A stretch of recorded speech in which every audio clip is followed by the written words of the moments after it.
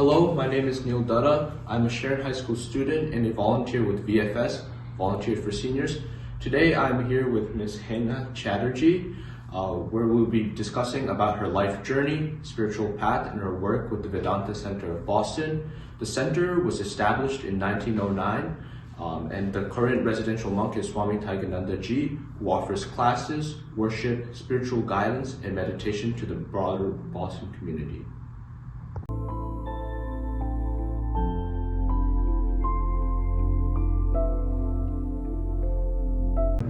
Could you share more about your life growing up and your time with spending time growing up with your family members and any values or experiences that still stick with you now? Sure. First of all, I just want to say thank you, Neil, and it's my privilege to sit with you. I have seen you a young child, and today you've grown up a really wonderful young man. I grew up in India in a family where value, relationship was it's totally emphasized that. And respect elders and compassionate about those less fortunate. So those values I carry till today. And those values still helping me, guiding me to aiding my life choices. So that's, I always cherish that. My parents taught me to be kind, be loving, but be strong. Yeah. And to be strong, sometimes you need to understand that life is not all about hanky-dory. Yeah.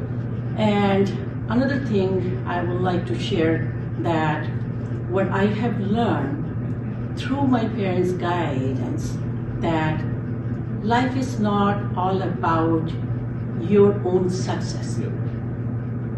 It's about, I would say, more about you bring other people together and uplift their life.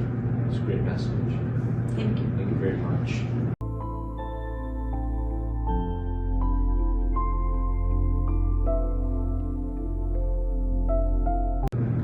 You initially grew up in India and then eventually made your way to the United States as your sort of new home. How did this shape you both personally and professionally?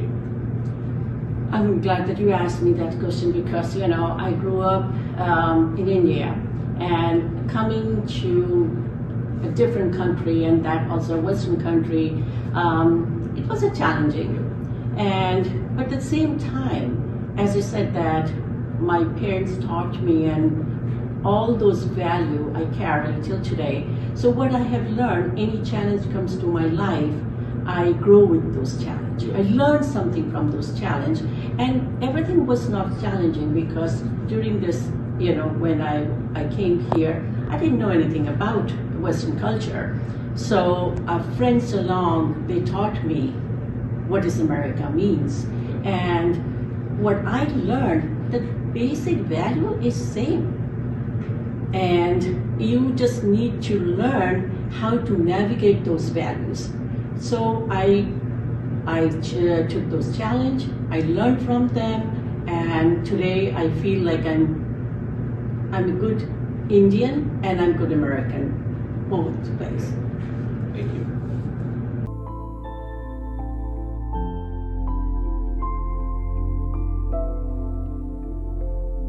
Mrs. Chatterjee, could you share more about your spiritual journey, where it began and how it evolved over time? And if there were maybe any teachers, family members, or friends who influenced you? It started, or it began in my own family, my parents. And so spirituality was a part of our daily life. And how I say that, my parents was very strict that you do your education, you go to school as important, and that more important is your spiritual life. So they taught us from the childhood that. And I was very fortunate when I came to this country. I met Swami Tyagananda. After, I couldn't come that time, but I met my own spiritual teacher, Swami Tyagananda, which you mentioned. And he is the president of this center. And he taught me that spiritual life is not any different from your life. It's just your outlook, how you think of it, how you act it.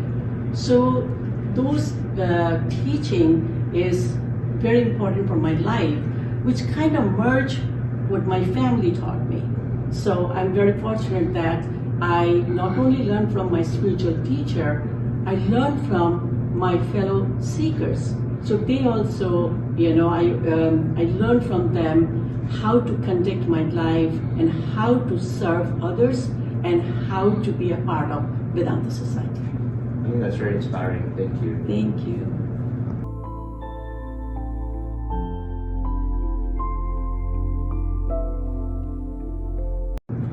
Even in your 60s, you're able to maintain your responsibilities with your full-time career along with your duties in supporting the Vedanta Center of Boston and supporting many spiritual seekers. How are you able to balance these professional responsibilities and your spiritual and volunteer work? So, as I mentioned that my spiritual teacher, Swami Tyagananda, guided me at every step of my life. So, yes, spiritual purpose never get retired. You have to be clear that what you want, and you have heard many times people say, be yourself. What is be yourself? You have to know yourself. Once it's clear, you know yourself, it's very easy. And how I see it, that spiritual life is it's a lifestyle, your thinking process, and it has no limit for spiritual life. When you do your duty, it teach you how to do karma yoga. What is karma yoga? Karma yoga means you come, you do your duties, without attachment, because attachment has other side is expectation. So when you do not expect anything, you don't get hurt and you don't drain. Actually, you gain, because you do your best, you give your best, and then there are people who will teach you. And other thing, what my father told me, that always remember your weakness. You know your strength will be there, but once you learn your weakness, you know that where you need help. And it's nothing wrong to ask for help. So we all help each other. So that is my way of thinking when I come here, and I carry the same value to my work. So I don't feel like I'm coming here for service or I'm going to work as a work because I get paid. Because I remember Swami Tyagananda told me once that paying is not always financial. You get paid for many other forms. So I get paid everything here, I get paid financial where I go to work. So it's simple. Thank you so much, Sharon. Thank you.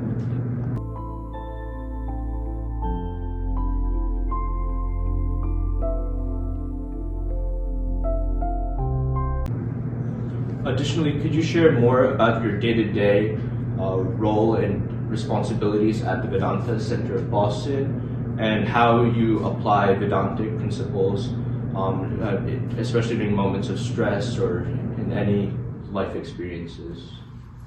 I'm glad that you asked me that question, because it's, Vedanta Society or at work, responsibility is administration, coordinate with everybody. So it takes a toll. However, what I have learned, pause. Mm-hmm.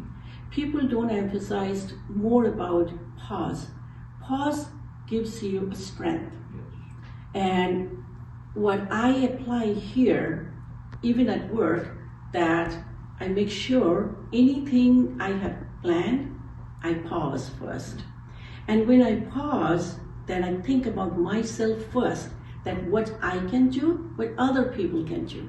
So we all work together. And for together, when we say, then I know my weakness. And I know others' strength. So it's like a puzzles. So I add those strengths to my weakness, and then we work together. So that is important. And second thing, you learn a lot of things when you come as a Karma Yogi, time management. Because it teaches you that you have to value others' time. When you learn time management, automatically you respect others. Yes. You became compassionate because everybody is doing their best. So, and as a mother, I feel like you don't have to be always a birth mother. You can be a mother of compassionate, caring, that's mother.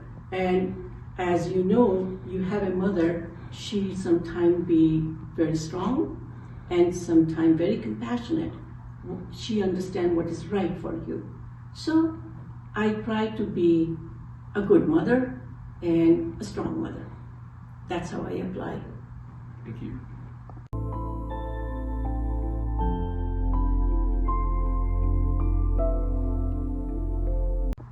What are some of the most important life lessons that you've learned throughout your spiritual journey, personal experiences, professional journey? One thing is very important. I have learned that change is,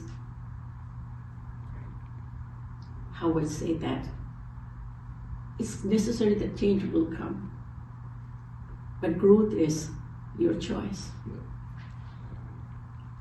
I do everything not to achieve anything. I do whatever I do, even I get up in the morning, not to achieve anything, to learn something. And Swami Tyaganandaji's one lecture changed my life, that one of the 4 simple exercise. And I try to practice 2 things to remember and 2 things to forget. So 2 things I always forget. One, if I have done something for anyone, I forget it. So no attachment. The same thing, if somebody did anything to me, I forget. Again, my detachment sense grows.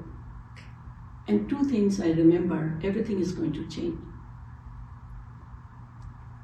Nothing remains same. And only one thing remains, is you, which in Vedantic terms we call Atman. So that's value I always practice. Thank you.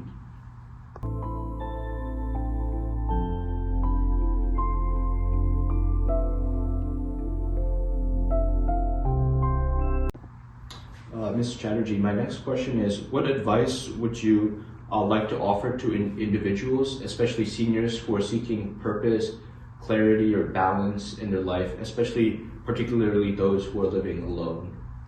So you emphasize living alone. Living alone is a blessing, but don't feel lonely.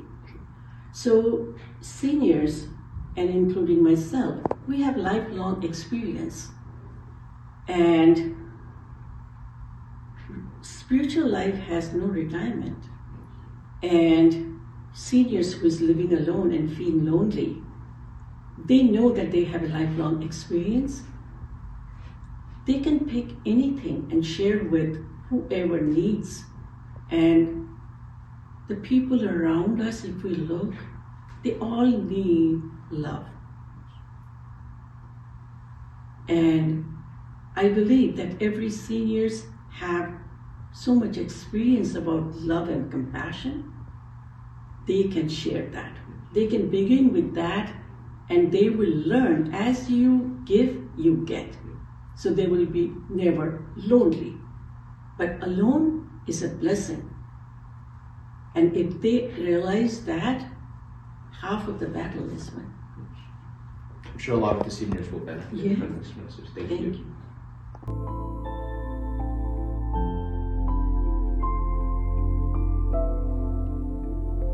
And I know you have very limited time in your schedule, but when you have the time, what are some hobbies or activities you enjoy pursuing? I love to go out, and I love food. So I try to discover new restaurants, Yes. new food. I enjoy watching movie. I, love to spend time with those people where I can have meaningful conversation. I'm very particular that God has given this life, and I utilize every part of it. So I love to travel whenever I can, and travel does not mean that I have to go different country. Yes. Even my own city, I love to go for a walk. So these things, it makes me so happy. Thank you.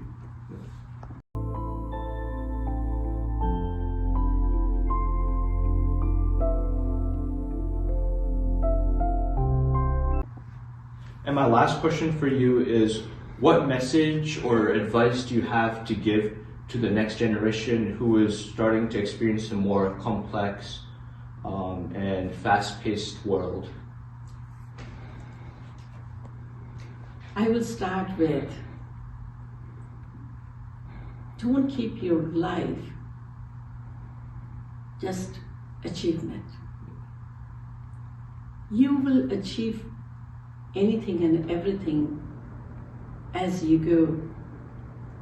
You're trying to grow and contribute and be compassionate, be kind. And when I say be kind and loving, you have to start with yourself. When you love yourself, you respect yourself, be kind to yourself, you can contribute to this world, your community, wherever you go or meet people. If you do not have that, you can't give anything. So if you want to achieve something, achieve yourself first, and then contribute. When you contribute, you grow.